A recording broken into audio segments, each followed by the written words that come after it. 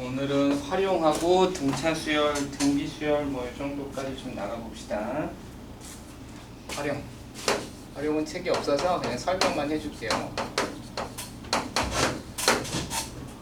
활용은 이제 삼각 함수를 이용해서 어디에 쓰일 건 어떻게 할 거냐인데, 보통 이제 이거는 삼각비를 이용해도 상관은 없어요. 그러니까 굳이 삼각 함수의 그런 내용들이는 아닌데, 그래도 우린 삼각 함수를 배웠으니까 삼각 함수로 하면 되고, 활용은 보통 이제 삼각형에서 이제 쓰이죠. 그러니까 첫 번째가 이제 넓이에요.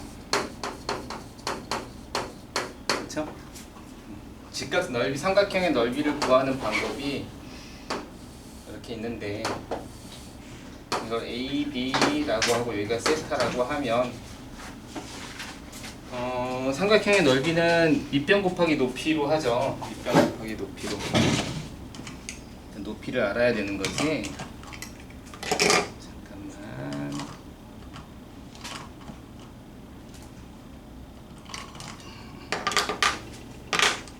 이게 높이를 알아야 돼요. 높이를 h라고 놨을 때 이 h를 알아야 높이를 구하는 거죠. 그죠?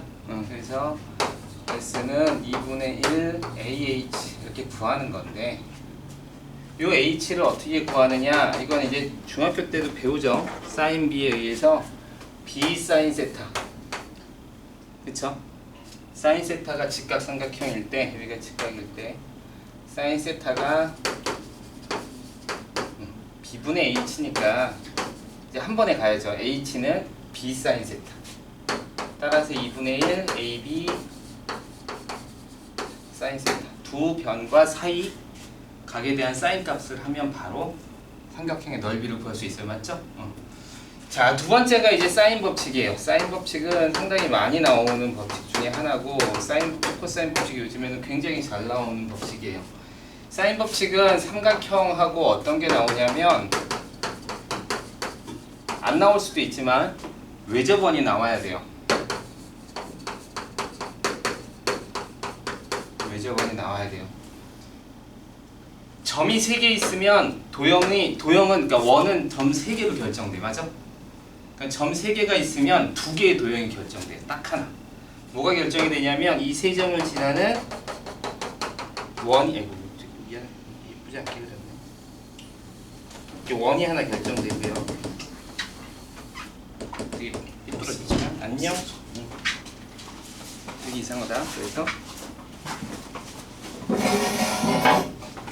지금 막 시작했으니까 들으면 돼요. 원래는 이제 점이 하나 있고 하는 건데, 줍시다. 점이 3개가 있으면 원이 하나 결정되고, 그 다음에 삼각형이 하나 결정돼요.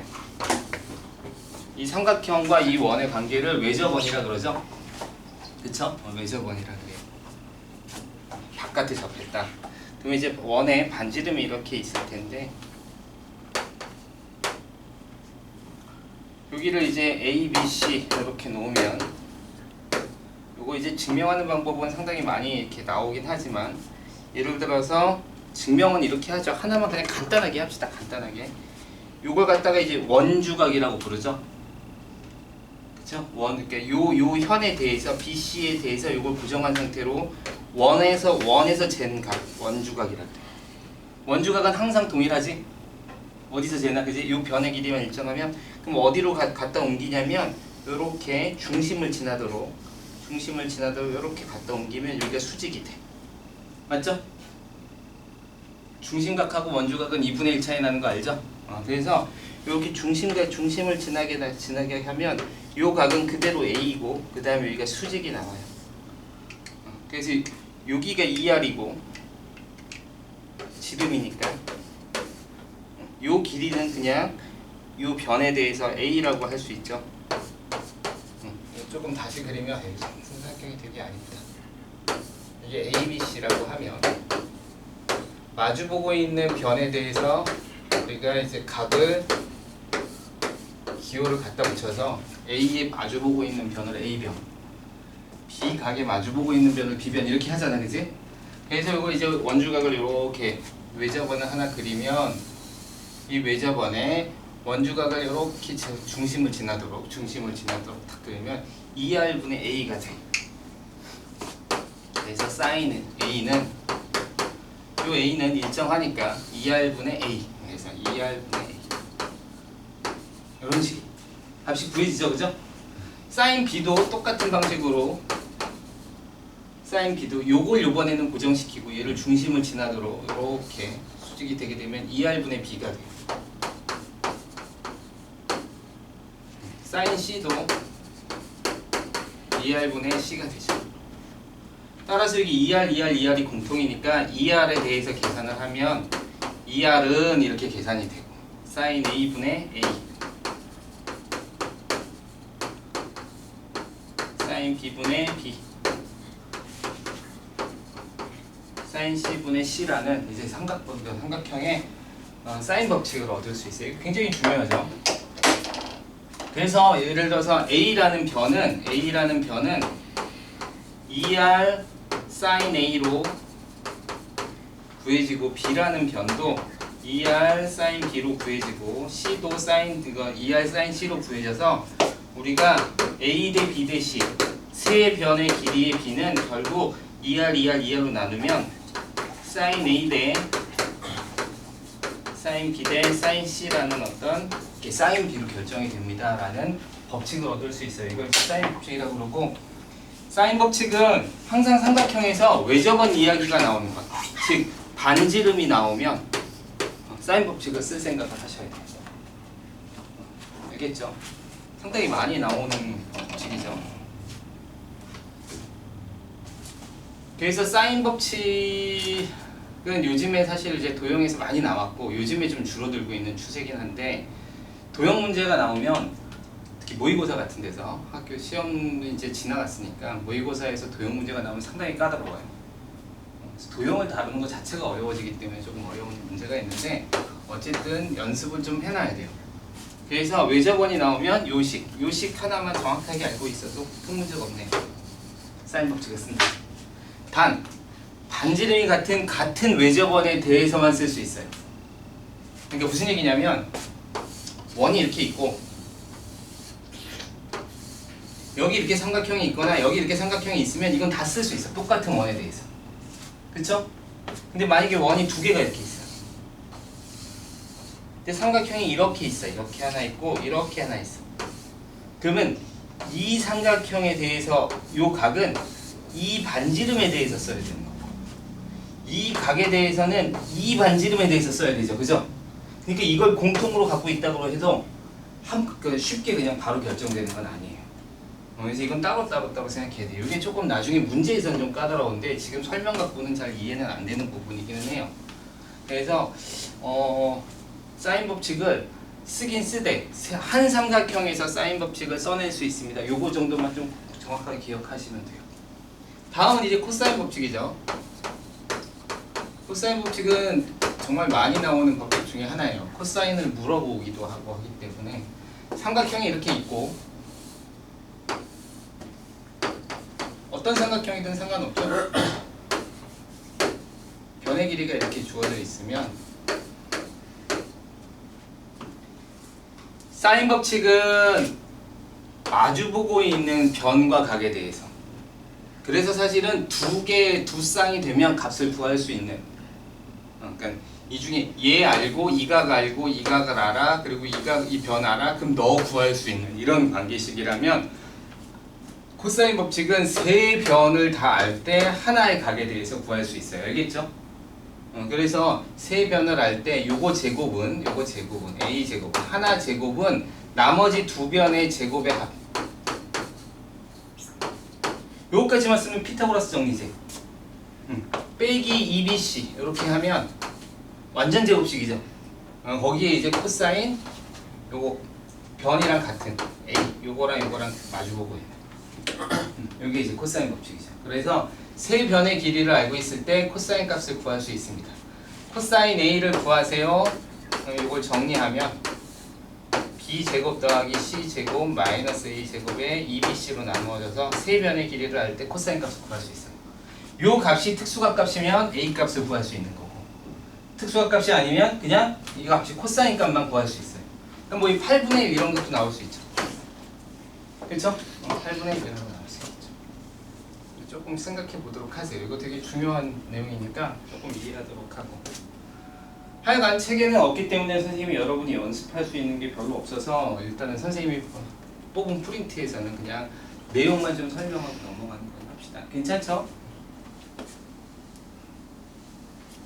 사인 법칙, 코사인 법칙 정말 중요합니다. 삼각형 넓이까지. 자, 그러고 나면 이제 수열로 넘어가시면 돼요. 수열은 뭘까?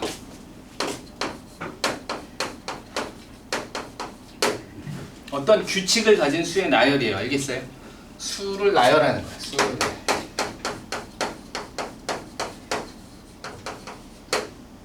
근데 어떤 나열이다 라고 이야기할 수만 있으면 돼요. 임의적인 나열만 아니고 규칙에 관한 거예요. 그래서 수열은 무엇을 배우는 거냐면 규칙에 대해서 배우는 거라고 생각해도 돼요. 알았죠? 규칙에 관해서 배우는 거라고 생각하면 돼요. 그러니까 수를 나열하는 데 있어서 규칙을 배우는 거예요. 그래서 수열을 잘 배워놔야 이제 수열에 관련된 것들이 대단히 질문이 많아. 어떤 문제들을 풀 때 수열에 관련돼서, 그러니까 즉 규칙을 찾는 문제들은 다 수열에 비슷한 것들이야 라고 생각하셔도 큰 문제가 없을 정도로 규칙에 대해서 배우는 거예요. 그럼 자, 수의 나열을 대해서 배울 건데 전체적으로 한번 보면 이런 거지. 우리가 간단하게 어떤 것들을 정해서 수의 나열을 해볼 수는 있죠. 그렇게 했을 때 가장 일반적으로 많이 할 수 있는 두 가지가 뭐냐면 등차 수열이 있고 등비 수열이 있어요. 이건 더해서 얻은 수열이고 이건 곱해서 얻은 수열이에요. 그죠? 어떤 수를 더해서 얻는 수열, 어떤 수를 곱해서 얻는 수열, 이 두 가지가 가장 우리가 생각하기 쉬운 문제예요. 그래서 두 가지를 배우는 건데 만약에 수열이 이렇게 있다면 등차 등비는 정말 조그만 부분이에요. 여러분은 이만큼만 배우는 거죠. 이름 있는 거. 나머지는 다 이름 없이 배워요. 그렇다고 해서 다 배우는 것도 아니에요. 굉장히 적은 부분을 배우죠. 그래서 등차 등비 수열을 배우고 수열을 그냥 쓰는 게 아니라 수열의 합이라는 걸 배우죠. 그쵸? 그래서 요거까지 배우고 요게 이제 여기서 배우는 게 일반항이라고 부르는 거. 수열의 합을 배워요. 그러면 이제 여러분이 수열의 기본적인 건 끝났어 라고 얘기하는 거죠. 이 정도만 배워 이렇게. 알았죠? 그래서 수열의 합에 대해서 일반적인 것까지 다 배우고 나면 그 다음에 뭘 배우냐면 수열을 나타내는 방법이 일반항적인 방법이 있고 또 하나 무슨 방법이 있냐면 옛날 말로 하면 점화식이라고 부르는데 지금 말로 하면 귀납적 정의라고 부르는 말이에요. 이게 요즘에 굉장히 뜨고 있기 때문에 귀납적 정의를 정확하게 하셔야 돼요. 귀납적 정의는 어떻게 보면 확률 통계하고도 약간 관련이 있어요. 왜냐하면 경우를 계속 나눠야 되기 때문에 요즘에. 어쨌든 간에 이 귀납적 정의가 상당히 열심히 잘 해놔야 될 필요성이 있고 그 다음에 배우는 게 이제 귀납법. 수학적 귀납법이라고 그러죠.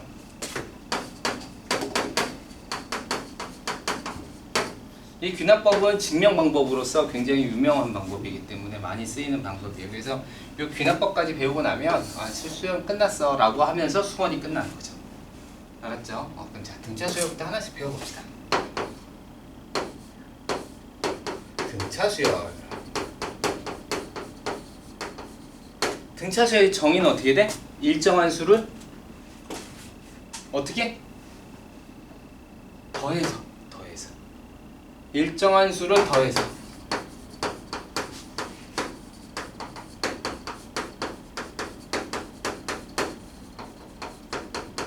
그래서 얻은 수요.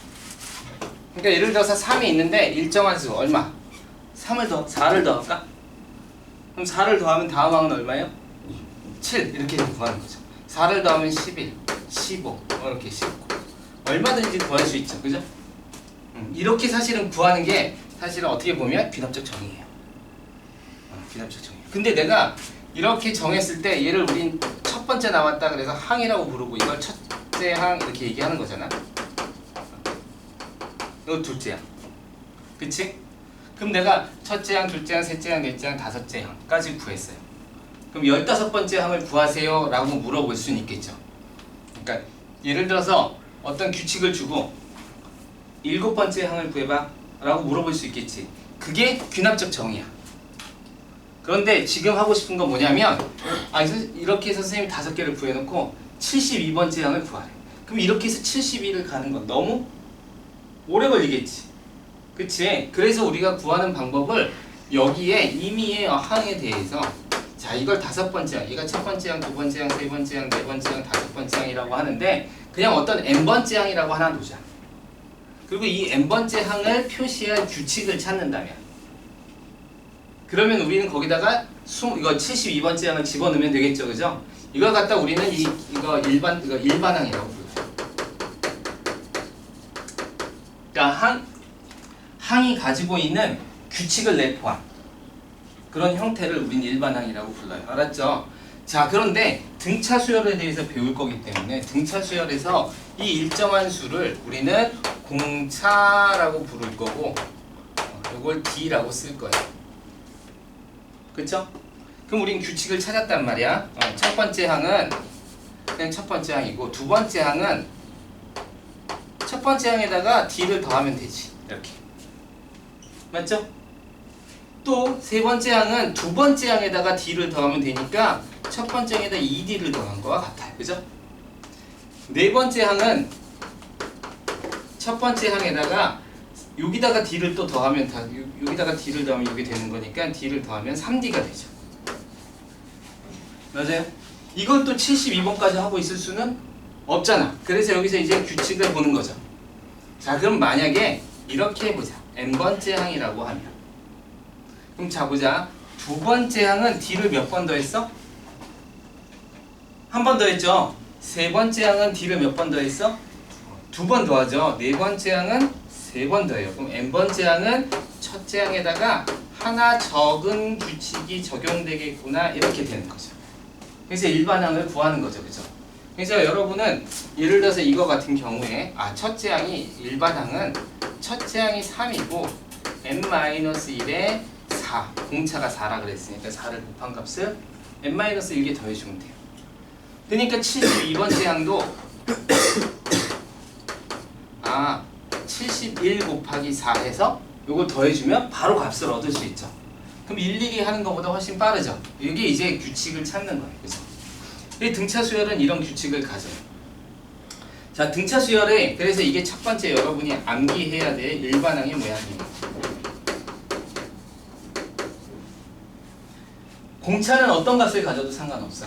근데 약간 의미가 없는 값이 공차가 0이어도 상관은 없지만 의미가 없어져. 그쵸? 0을 더하면 계속 그 값이야. 그치? 그래서 3이면 3, 3, 3, 공차가 0이면 첫째 항이 3이고 공차가 0이면 3, 3, 3, 3, 3, 3 이렇게 나와. 의미가 별로 없죠. 그죠? 그래서 가능은 하지만 잘 쓰진 않는 거죠. 자, 그랬을 때 우리가 이제 일반항에 대해서 이렇게 놓을 수 있고 음수면 값이 작아질 거고 이런 식으로 계산을 하는 거죠. 그래서 일반항을 구했더니 우리가 수열에서 가장 중요한 건 사실 이 귀납적 정의라고 그랬잖아. 그치? 귀납적 정의라는 게 뭐냐면 귀납적 정의라는 건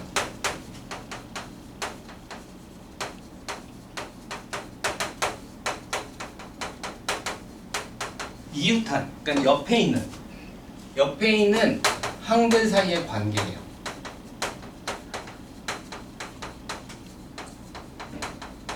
굉장히 중요한 의미고 여기 상상력이 많이 포함돼요. 이웃한 항들 사이의 관계. 그래서 항이 2개일 수도 있고 3개일 수도 있고 여러 개일 수도 있어요. 알겠죠? 근데 일반적으로는 2개 가지고 합시다. 그럼 만약에 이렇게 하는 거죠.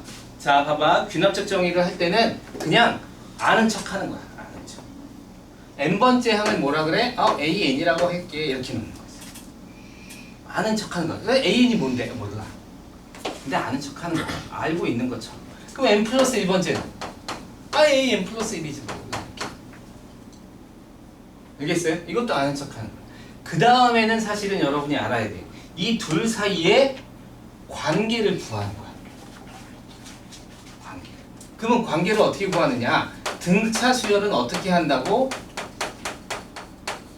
일정한 수, 공차, D를 더해서 얻는다 그랬지. 그러니까 여기다가 D를 더하면 얘가 되겠죠. 이거 알잖아. 그러니까 이 관계를 식으로 쓰는 거죠. 따라서 AN 플러스 1항은 AN항에다가 D를 더하면 돼. 이렇게 딱 쓴 게 바로 귀납적 정의예요. 그쵸? 그럼 요걸 이쪽으로 넘기면 AN 플러스 1항은 에서 AN항을 빼면 이 D야 이렇게 나오는 거예요. 뺐더니 항상 일정해. 차이가 일정해. 등차야 이런 얘기예요. 알겠어요? 등차 수열 이름은 여기서 나오는 거예요. 등차 수열 이름은 바로 차이가 일정하다 그래서 등차 수열 이름이 나오는 거예요. 차이가 일정하다 이렇게 나와서 나온 거죠. 그렇죠? 자, 요렇게 해서 하나의 귀납적 정의, 점화식이라고 보통 하죠. 왜냐면 점화식이라고 하는 건 이렇게 점화하는 거 알지? 이렇게 파탄 같은 거 이렇게 안 해봤지 우리가. 이렇게 점화를 하면 씩 타들어가잖아, 그지? 그래서 하나를 알면 그 다음으로 알고 이렇게 차근차근 타들어간다라고 해서 옛날엔 점화라 그랬는데 지금은 이제 귀납적 정의다. 이거를 알고 그 다음 귀납적으로 계속 하나씩 찾아갈 수 있다라는 거예요. 그래서 이런 식으로 찾아가는 걸 갖다 귀납적 정의라고 하는데 어쨌든 귀납적 정의 방식은 이거 말고도 또 하나가 있다. 그런 게 뭐냐면 바로 등차 중앙이에요.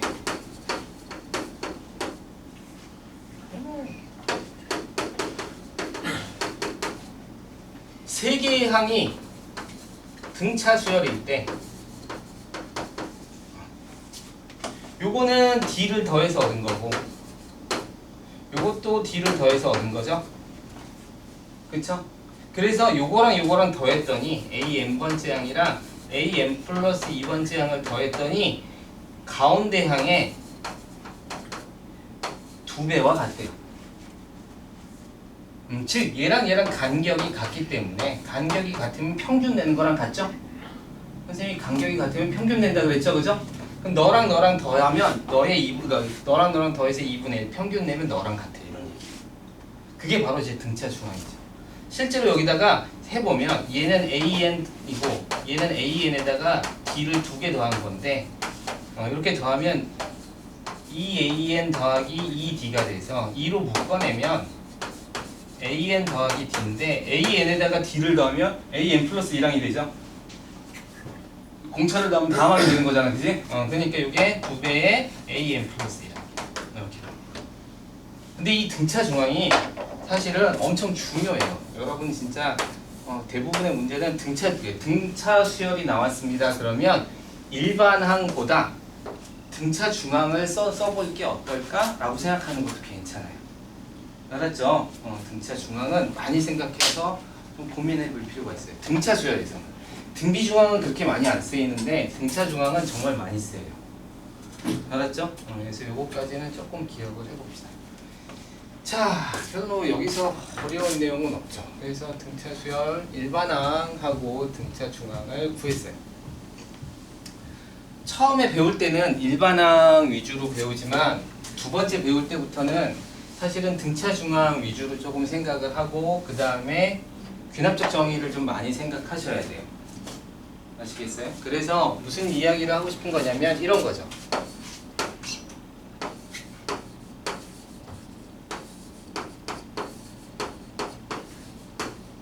이렇게 돼 있어. 그러면 처음에 등차 수열을 배우고 나면 우린 이제 이런 생각을 한단 말이야. 다섯 번째 항을 구해봐. 세 번째 항을 알려줬어. 그리고 다섯 번째 항을 구해봐. 그러면 너는 A 플러스 2D고 너는 A 플러스 얼마야?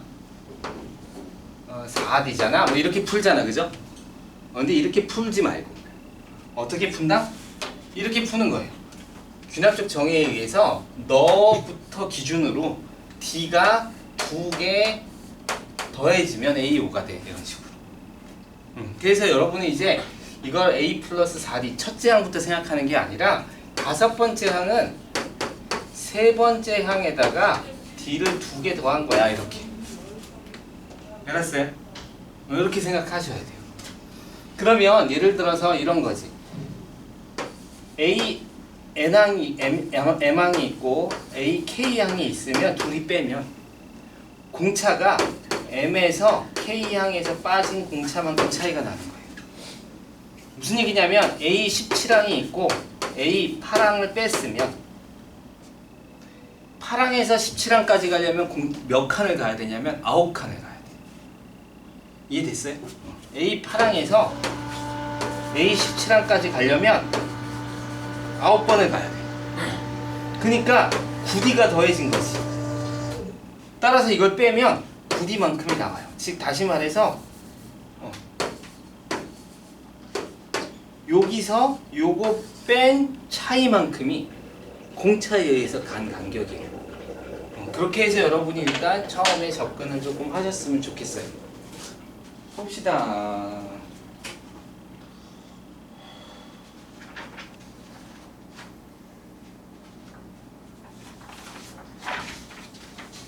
여러분 교재에서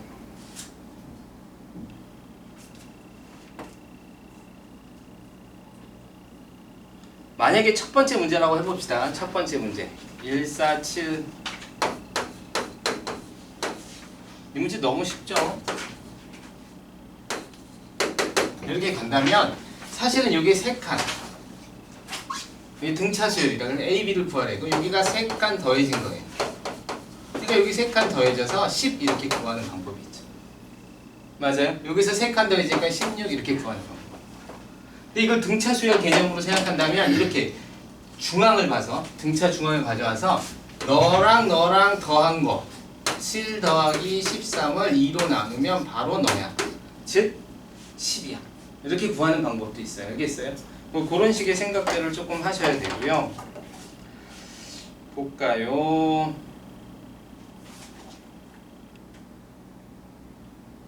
예를 들어서 7번 같은 문제를 봅시다. 여긴 첫째 항을 알려줬는데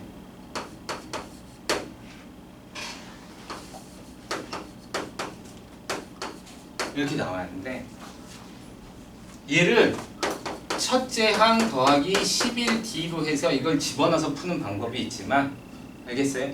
그렇게 하지 말고 12항에서 요게 몇 항인지 모르겠지만 여기 나와서 이건 첫째 항이죠. 5번째 항이라도 5번째로 풀면 돼요.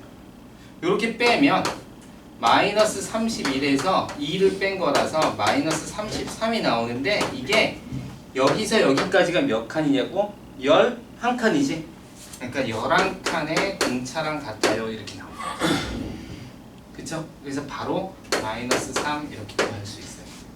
이런 식으로 조금 연습해 놓으시면 좋을 것 같아요. 자, 합에 대해서 조금 봅시다.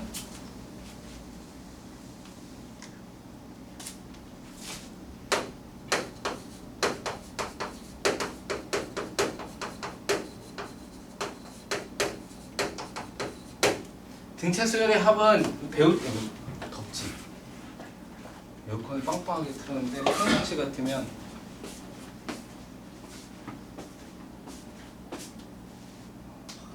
선풍기야. 추울 때는 에어컨이 되고 더우면 선풍기로 바뀌어요. 가우스란 사람이 발견했다는 거 들었죠? 들었어요? 1부터 100까지 더하는 건데 가우스라는 어떤 수학적 천재가 초등학교 때 학교 선생님이 시켰더니 몇 분 만에 그냥 풀어놓고 얘기했다는 그런 유명한 일화가 있어요. 그래서 많은 시간 동안 이제 풀게 만들려고 선생님이 좀 쉬는 거죠. 초등학생들이 1부터 100까지 더하려면 되게 오래 걸리죠, 그죠? 20분 걸리면 20분 동안 선생님이 쉬려고 그랬는데 가우스가 한 2, 3분 만에 그냥 푼 거죠. 어떻게 풀었나 봤더니 이 풀이 방법이 실제로 등차 수열의 합에 쓰이는 거죠. 이건 차이가 일정하기 때문에 하나를 더 더하는 거예요. 이렇게. 그 대신 어떻게? 거꾸로 더하는 거. 그러면 이 합이 얘가 D만큼 더해진 거고 얘는 D만큼 빼진 거라서 그래서 얘랑 더한 거 얘랑 더한 게 같죠? 그래서 여기 더하면 101이고 여기도 101이고 여기도 101이고 언제나 독립해요.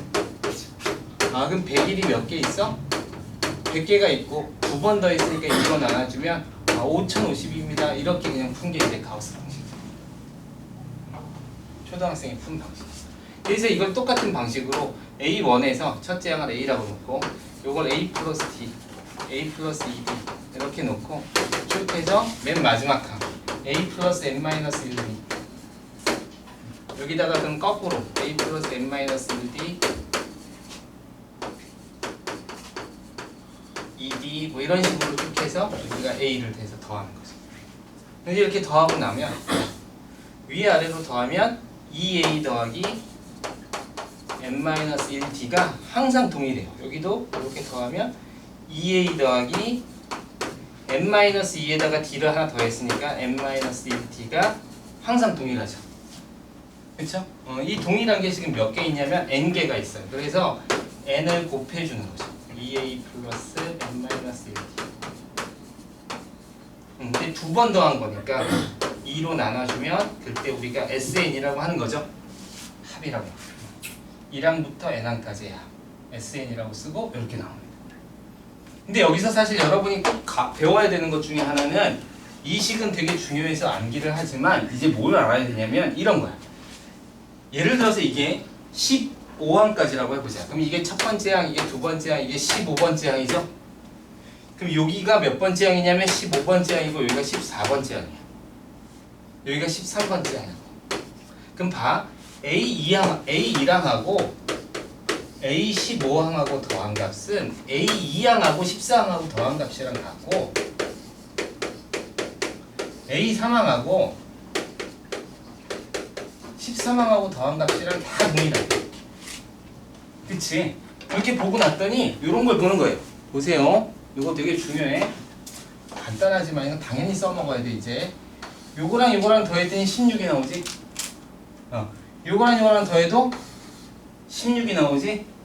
요거랑 요거랑 더해도 16이 나오지? 그래서 항상 일정하다는 거야. 그러니까 즉 1하고 15하고 더하나 A 16이 나오면 되니까 7항하고 16이 나오려면 9항하고 더한 값하고도 같아요. 알겠어요?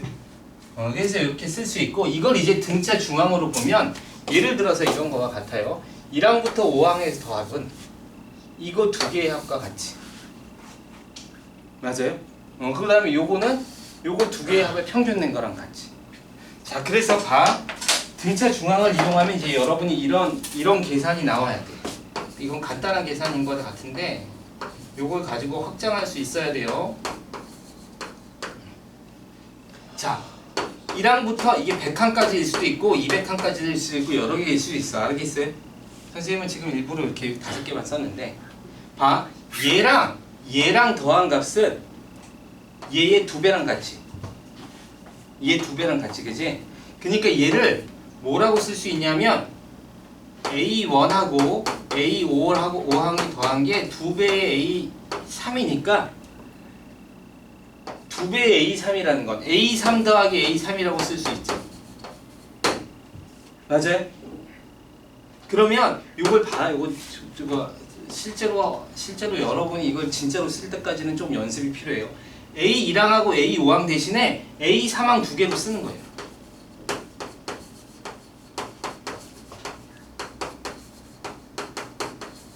이렇게 A1항하고 A5항 대신에 A3항, A3항이라고 쓸 수 있어. A2항하고 A4항하고 더해도 역시 두 개랑 같으니까 이것도 3항으로 다 바꿀 수가 있어요. 그럼 이건 뭐야? 중항을 5번 더한 거지. 그래서 이 합을 알면 그냥 바로 얘가 얼마인지 알 수 있어. 알겠죠? 이런 연습들을 조금 하셔야 돼요. 예를 들어서 이게 100입니다. 이렇게 나왔어. 아, 1항부터 5항까지 등차 수열을 합해서 100이 나왔어? 그러면 A3항을 5번 더하면 100이 나오는 거니까 너는 무조건 20이겠구나. 이렇게. 네가 20이면 나머지 애들은 결정되진 않아요. 알았어요? 여기가 만약에 30이면 얘가 40일 거고 얘는 10일 거고 얘는 0이 되는 뭐 이런 식으로 식이. 얘가 만약에 40이면 얘는 60이 될 거고 너는 0일 거고 너는 마이너스 20이 되는. 따라서 정확하게 얘는 알 수 있어도 나머지 애들은 구할 수는 없어요. 알겠어요? 이게 간격만 유지하면 되니까. 공차만 유지하면 되니까. 그래서 공차를 알려주면 이제 완벽하게 구할 수 있는 문제로 바뀌어요. 그래서 이렇게까지 조금 신경 쓰셔야 돼요. 그래서 등차 중앙이 실제 이제 수열의 합에서 엄청나게 중요하게 있다 라는 정도까지는 좀 알아주세요. 오케이. 잠깐 쉬자. 다들 힘들어요.